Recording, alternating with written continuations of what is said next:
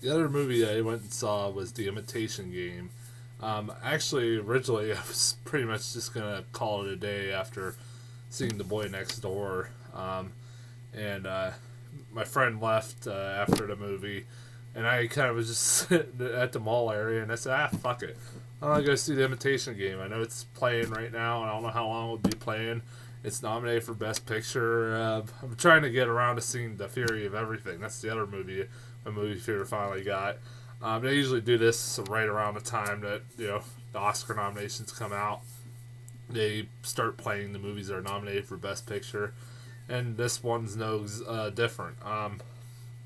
Anyways, with The Imitation Game, it's one of those movies that honestly I probably wouldn't have seen if it wasn't nominated for Best Picture, and if also I hadn't heard really good things about it over the last couple of months. Even though I like Benedict Cumberbatch and stuff like that, and I thought the trailers looked fine, it just didn't really look like my thing. It just didn't look like a movie that really interested me that much. I thought the trailers looked fine, it just didn't look that interesting. And like I said, over the last couple of months, I've been hearing really good things, even before it got nominated for Best Picture and gotten all this Oscar talk. And you know what? I'm really glad I did see this movie.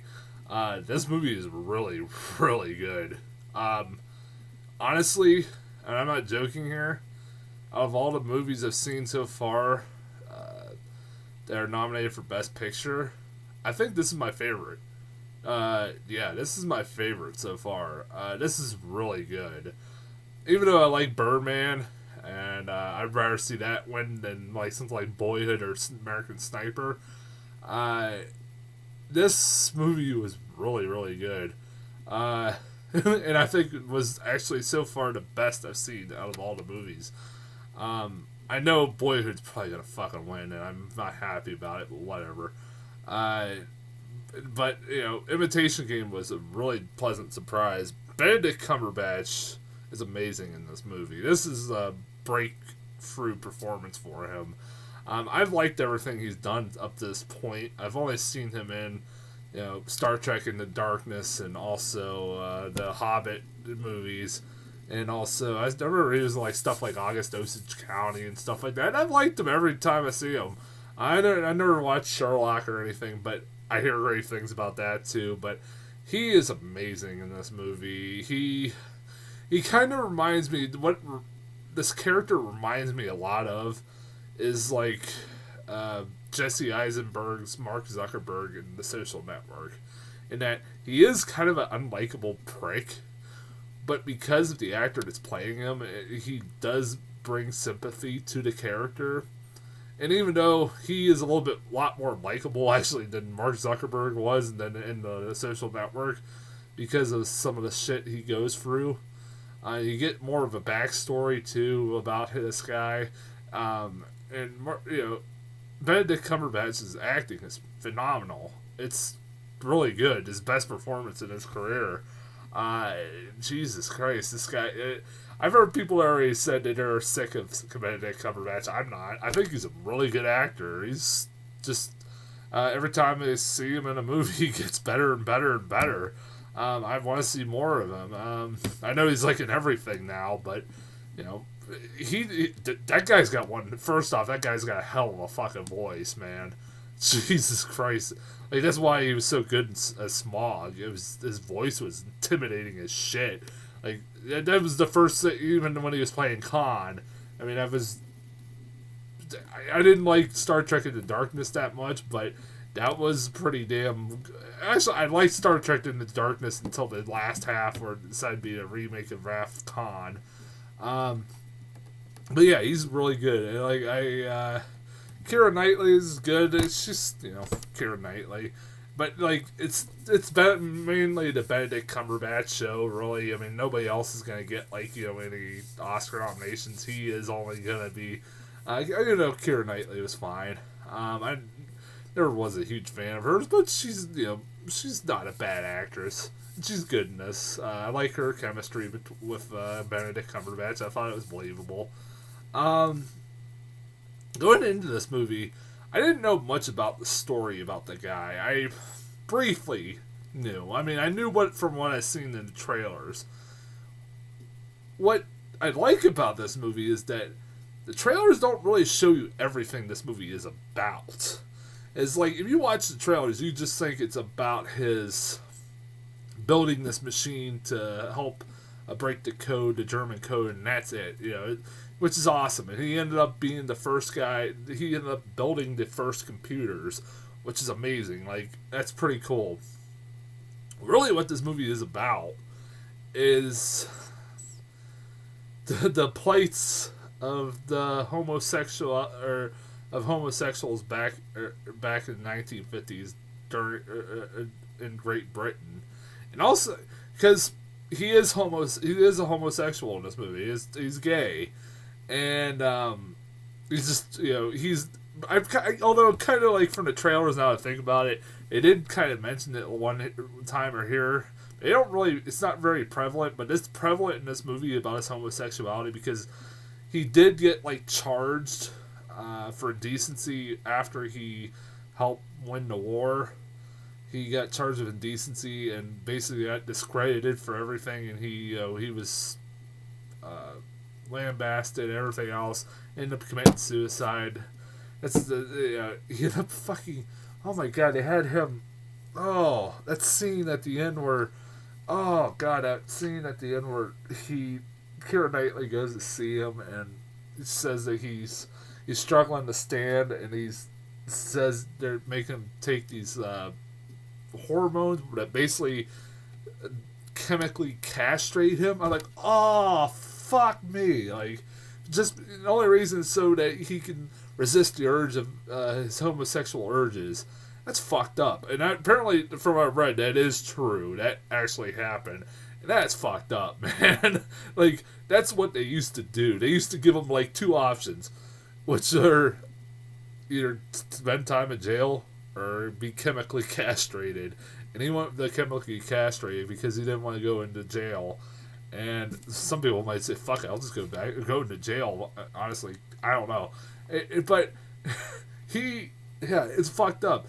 And it's really fucked up. And it shows, like, it is kind of sad when you watch these kinds of movies because we haven't really, even though we don't have laws against homosexuals at all anymore, like, we're arresting people because they're homosexuals.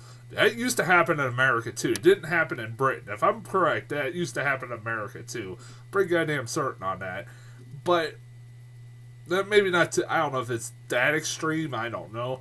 But, the thing is, it's like, we haven't moved far away. Like, we're still, denying rights to gays, with gay marriage, although we're, moving, like, slowly but surely, we're moving to the point where they're getting more rights than they deserve. I think it's fucked up. I mean, we as a country and we as a society, it's embarrassing. Like, the shit we do, like, we deny rights to people that deserve them, just because they're different from us. That's fucked up.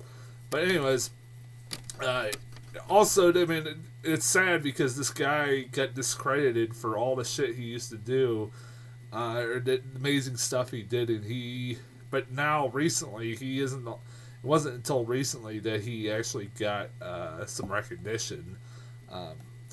He actually got pardoned by the Queen, and finally got recognized for all the accomplishments that he did in this in the field of technology and being the first person to basically build a computer, stuff like that.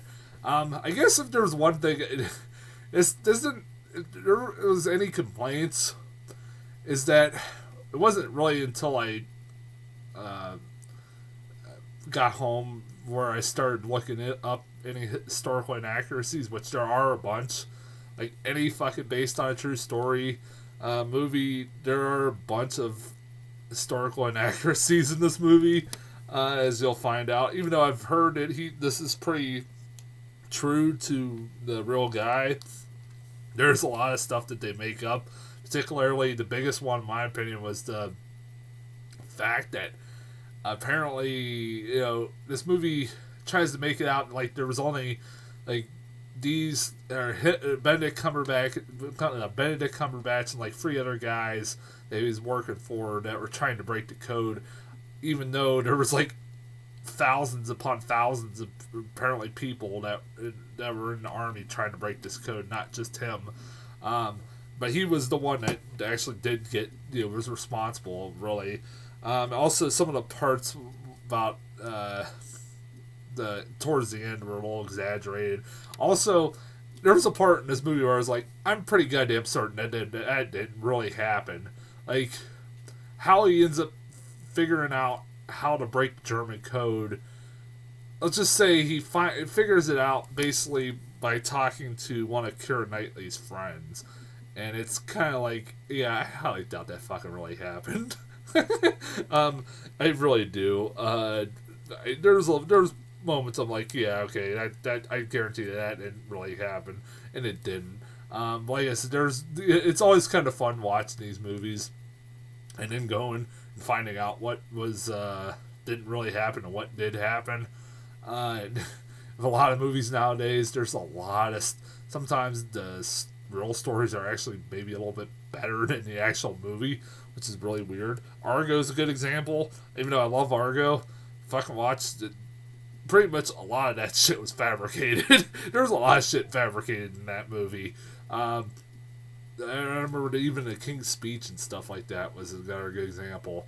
It is insane. Like, it's like, why don't you just fucking tell the real story? Sometimes the real story is actually maybe a little bit more interesting. I mean, I know you gotta make it a little Hollywood-esque, but fucking goddamn it. But yeah, go see the Imitation Game. This movie is really good. It's one of my favorite. Like, I wish I would have seen this like last year, because this would have been in my top 10 list. I guarantee it. It was really good. It was just really good. Really fascinating story about a guy that I didn't know about before before this movie came out. I didn't know about him. I'm sure a lot of people don't know about him until after. It's kind of fun to look up this guy in real life and see what he did, and it's amazing. We owe computers to him. I mean, the invention of computers is pretty much owed to him. It's pretty amazing. And basically he helped stop World War II, or like basically help Britain win World War II. Basically, that's pretty awesome. I mean, he wasn't the only one, but I mean, to help win World War II. But I mean, he kind of had a big part in it. Anyways, as far as trailers, I got a couple new ones here. 71, which is like, I believe, it's been a while since I've seen these trailers. Wasn't that the one where the British soldiers like left on his own in this enemy country, and he's trying to survive? It looked kind of interesting. I forget. Was he in Belfast or something like that? I think it's set during World War II or something like that.